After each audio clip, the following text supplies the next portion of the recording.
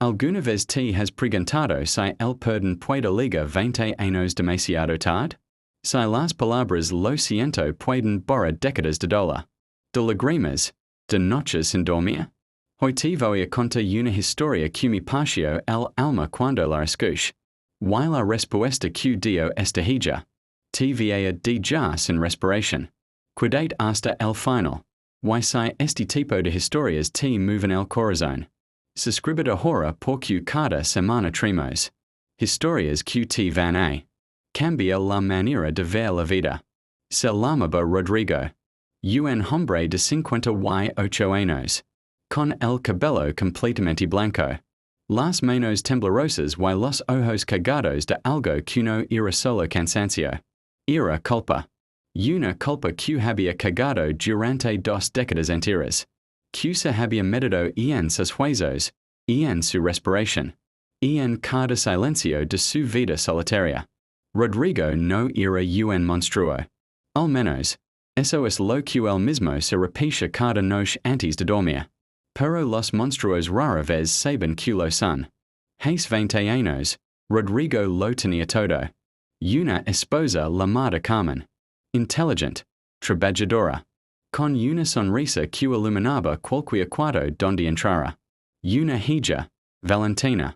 Que tenía entonces 12 años y que lo miraba como si él fuera la persona más importante del mundo.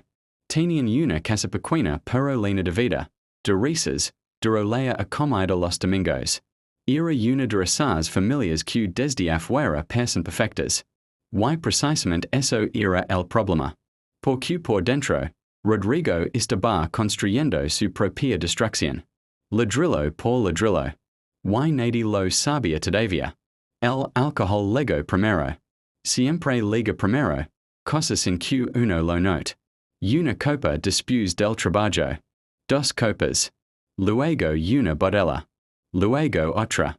Rodrigo empezó a ligar tarde casa. Luego a liga sin aviso. Luego a no liga. Carmen aguantó. Como aguantan tantas mujeres que aman demasiado y piden demasiado poco. La cubría las esencias a Valentina. La inventa bar excusas. La deja que papa estaba muy ocupado en el trabajo. Pero los niños saben. Siempre saben. Valentina empezó a dormir mirando la puerta, esperando escuchar las llaves. Y cuando las escuchaba, a veces se alegraba. Y a veces prefería no haber oído nada. Pero el alcohol solo fue el principio. Porque después vino Elena. Una compañera de trabajo. Rodrigo empezó a mentir con una facilidad que él mismo no entendía. Llegó un punto en que y no sabía distinguir cuando deja la verdad y cuando mencha. Vivía en 2 mundos al mismo tiempo. Y en ninguno de los dos era completamente honesto. Carmen lo descubrió un martes por la tarde. De la manera más cruel. Leyendo un mensaje en el teléfono que Rodrigo había dejado olvidado sobre la mesa de la cocina. No grito. No loro. Se quedó sentada en esa silla de madera durante 40 minutos en silencio total. Cuando Rodrigo llegó esa noche, ella simplemente le dijo, tienes 3 días para irte. Y Rodrigo se fue. Sin pelea. Sin súplica. Como si en el fondo hubiera estado esperando. Es momento para escapar de algo que él mismo no sabía nombrar. Se llevó una maleta. El coche y su conciencia rota. Lo que no se llevó, aunque debería haberlo hecho, fue a Valentina. No llamó esa primera semana. En la segunda. Posó un mes. Luego 3. Luego un año. Rodrigo desapareció de la vida de su hija de 12 años como si nunca hubiera existido. Y Valentina, que cada noche seguía mirando la puerta, dejó de mirarla. Como se crece sin un padre? De muchas maneras. Algunas personas crecen más fuertes. Algunas crecen con heridas que no sangran pero que duelen igual. Valentina creció con una pregunta que nunca la preguntó. A nadie en voz alta pero que vivía dentro de ella cada día. Que es mal. Porque aci piensan los hijos cuando los padres los abandonan. No piensan en mi papa fallo. Piensan yo no fui suficient. Y esa idea. Una vez que se instala en un niño de 12 años, no se ve fácilmente. Carmen rehizo su vida con una dignidad que merece todo el respeto del mundo. Trabajo doble jornada durante años. Misión a Valentina en la universidad. La vio graduarse. La vio conseguir su primer trabajo. La vio convertirse en una mujer independiente. Seria, con una fortaleza. Que a veces asusta un poco porque detrás de esa fortaleza había algo que se parecía demasiado al dolor congelado. Valentina nunca habló mal de su padre con nadie. No porque lo perdonara, sino porque había decidido que no merecía en siquiera el esfuerzo de su odio. Rodrigo, mientras tanto, tocó fondo. Perdió el trabajo. Perdió a Elena, que al final tampoco se quedó. Pasó por una rehabilitación que no funcionó la primera vez, en la segunda. A los 50 años estaba solo en un apartamento de 2 habitaciones, con una televisión vieja y una foto de Valentina, de cuando tenía 7 años que guardaba en el cajón de la mesada. No es porque no se atrevía a ponerla en la pared. Un psicólogo le dijo algo que lo marcó para siempre. El problema no es que hayas hecho daño. El problema es que sigues huyendo. Diréis daño en lugar de enfrentarlo. Rodrigo. Tardó 8 años más en entender esas palabras del todo. Esas 58 años, limpio, sobrio, con trabajo estable y una terapia que por fin estaba funcionando. Rodrigo tomó la decisión más aterradora de su vida. Buscaría a Valentina. No para justificarse. No para pedir que lo entendiera. Solo para decir lo que llevaba 20 años sin poder decir. La encontró a través de una red social. Vio su foto de perfil y se quedó paralizado durante varios minutos. Valentina tenía 32 años. Era idéntica a Carmen cuando joven. Tenía una sonrisa que Rodrigo no reconoce porque era una sonrisa que se había formado sin él. Le escribió un mensaje. Lo reescribió 14 veces. Al final lo que envió fue esto. Valentina, soy tu padre. Sé que no tengo ningún derecho a escribirte. Sé que probablemente no quieres saber nada de mí. Pero necesito pedir perdón. No para quedarme tranquilo yo, sino porque te lo debo. Si algún día quieres hablar, estar aquí. Si no quieres, lo entendré y no volveré a escribirte.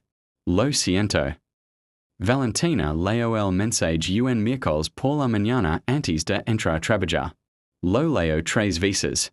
Luego cerró el teléfono. Entró a su oficina y pasó toda la jornada laboral sin decirle a nadie lo que había parado. Esa noche llamó a su madre. Carmen escuchó en silencio. Cuando Valentina terminó de hablar, Carmen dijo solo una cosa: la decisión es tuya. Yo voy a hacer las paces con mi party. Ahora tienes que hacer las paces con la tuya. Valentina tardó 3 semanas en responder. 3 semanas en las que no durmió bien. En las que revisaba el mensaje una y otra vez. En las que se preguntaba qué quería realmente. Y un domingo por la tarde, le escribió a su padre: está bien. Podemos vernos. Pero necesito que sepas algo antes. No vengo a darte lo que necesitas. Vengo porque yo necesito ser algo. Se encontraron en una cafetería neutral. Rodrigo llegó 15 minutos antes y pidió un café que no tocó. Cuando vio entrar Valentina, se le cerraron los ojos por un segundo. Ella se sentó frente a él y lo miró sin apartar la vista. Rodrigo empezó a hablar. Le pidió perdón. Le explicó, sin excusas, lo que había parado. Loro. Y cuando terminó de hablar, esperó. Esperó la respuesta de su hija como se espera una sentencia. Valentina estuvo en silencio durante casi un minuto. Entró. Y luego dijo algo que Rodrigo no esperaba. No dijo te perdono. No dijo no te perdono. Dijo esto. Durante años pensé que si te perdonaba. Significaba que lo que hiciste estuvo bien. Pero aprendí que el perdón no es para el que hizo daño. Es para la que lo recibió. Así que te voy a decir algo. Yo me perdona a mí misma por haberme sentido durante años que no era suficiente. Eso voy a lo resolver sola. Y en cuanto a ti, no sé si puedo llamar papa todavía. Pero si que no quiero seguir cargando tu ausencia como si fuera mi culpa. Eso voy a no me perdones. Rodrigo no pudo hablar. Las palabras de su hija lo dejaron completamente sin palabras. Porque había ido esperando que ella lo juzgara, o que lo absolviera, o que lo rechazara. Pero lo que hizo Valentina fue algo mucho más poderoso. Le devolvió la responsabilidad de su propio dolor sin cuidarse con ninguna parte de él. No hubo abrazo este día. No hubo lágrimas compartidas. Valentina se levantó. Recogió su bolso y antes de res dijo, si quieres intenta conocernos de poco.